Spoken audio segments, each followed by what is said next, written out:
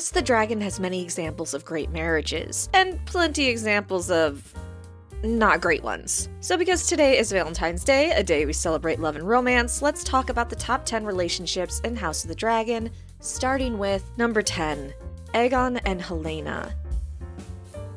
It isn't so bad, mostly he just ignores you. Except sometimes when he's drunk.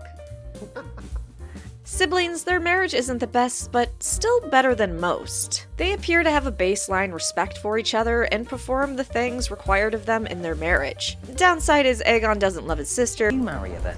I would perform my duty, if Mum had only betrothed us. He's a monster that cheats on her.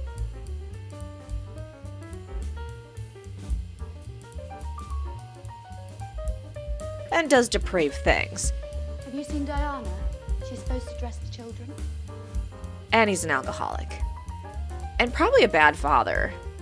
Also, Helaena probably should have married Aemond.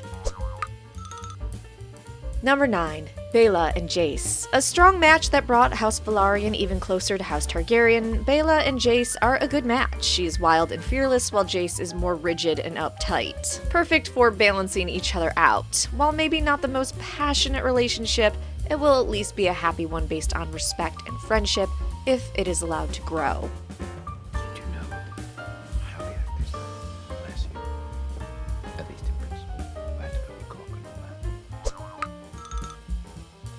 that. Number 8. Rhaena and Luke. On the other hand, Jace's brother and Baela's sister are a cute match. These cousins would have had a good marriage based on their personalities and the friendship they shared before they were betrothed. Rhaena also seemed really excited to marry Lucerys. Too bad war criminal Aemon separated these two before they could wed. Number 7. Joffrey and Laenor. You're a fool.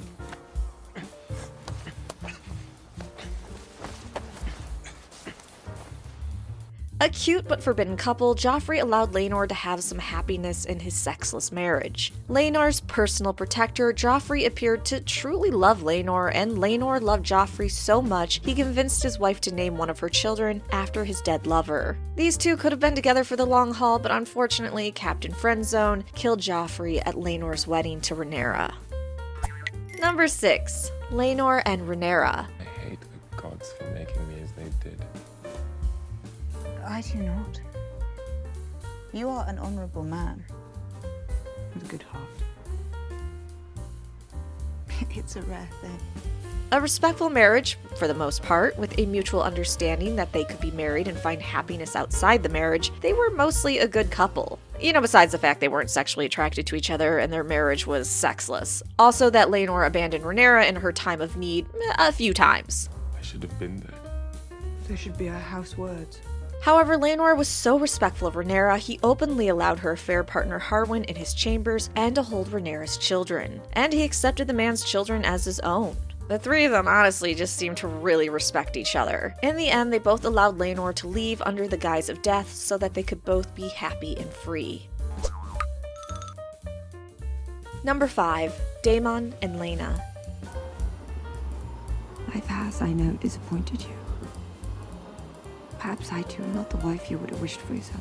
Laena. While Daemon was enchanted with Laena and Laena with Daemon, the man likely married her to retain some of the power he was quickly losing and to tie himself more to House Velaryon. They were both wild and loved dragon riding, but in the end, Daemon couldn't keep it in his pants, and he wasn't as supportive of his wife as he should have been. You do not sleep. Well, how can I with you haunting my every move?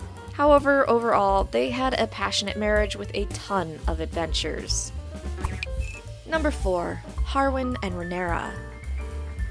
Sleep in front of the commander of the city watch. Terrible lack of respect. A certain insolence runs in the family, I'm afraid.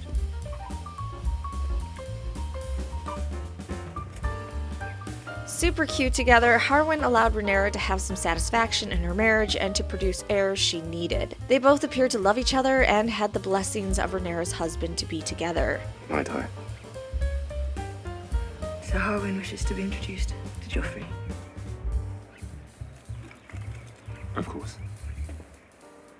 Harwin was loyal and protective of his lover Rhaenyra and his family, and Rhaenyra in turn tried her best to protect him. Number 3. Aemma and Viserys. After this miserable pregnancy, I wouldn't be surprised if I hatched an actual dragon. And he will be loved and cherished. Cousins that truly loved each other, Aemma and Viserys had a great, respectful marriage, until the whole sending her to her death thing. But before that, Viserys and Aemma were a good match that worked hard to have a happy life and be good people. Aemma would continue to haunt Viserys after her death. I'm going to bed, Emma. Shall I see after Queen Alicent, Your Grace? Some because he ordered her death, but also because he missed his companion. Number 2, Daemon and Rhaenyra.